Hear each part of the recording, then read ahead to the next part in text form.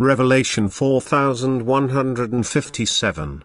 From the 1st of November 1947. Sounding word.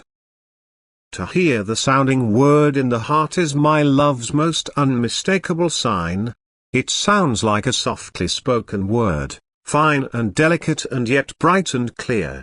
It fills you humans with heartfelt joy, for it is so unusually pleasant that you would constantly desire to hear it if I did not want to disillusion you, so that you can also stand your ground in earthly life.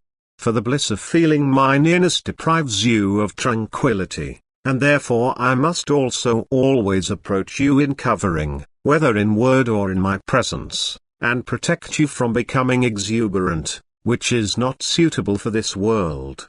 Love for me is indeed kindled in you like an unquenchable fire, yet I do not let it flare up in bright flames for your own sake. But I know when your heart is capable of profound pure love for me, and when I can therefore express myself soundingly in you.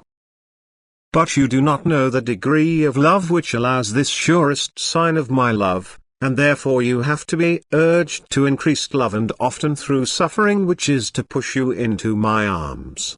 For whom I have seized with my love I will never leave again, but neither will I leave him on the same stage of development. I want him to draw closer to me, to become ever more perfect, so that in the end he will only desire me alone.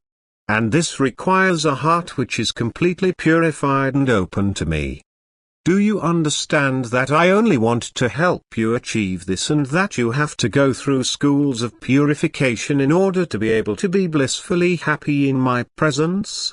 In order to be able to hear my spoken word and thus to be fully convinced of my presence? Do you understand why you have to go through suffering and misery, why I exhort you to constant activity of love and constantly give you the opportunity to work in love? Do you understand why you have to serve in order to be able to rule one day, why you have to bow down in humility in order to be lifted up by me? If you hear my word resounding within you, you will understand all this and thank me with all your heart, for then you will also have mature knowledge and an understanding for everything that happens in the world, around you and to yourselves.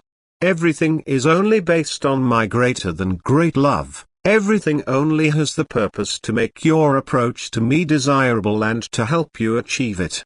For you can only be saved in union with me.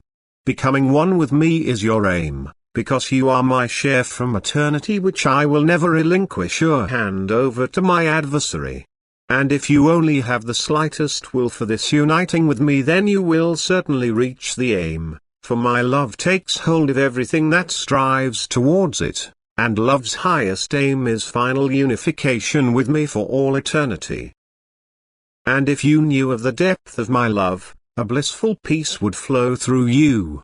But you should struggle and ask for strength, you should be diligently active and work on yourselves in order to attain the highest perfection. But then I myself will dwell in your hearts, I will speak to you, and you will be allowed to hear me at any time and in any place, as often and as long as your soul can bear it, as long as you still live on earth. But one day you will be allowed to hear me constantly, you will be able to constantly stay close to me and constantly be made happy by my love, and your bliss will have no end. You will be eternally blissful. Amen.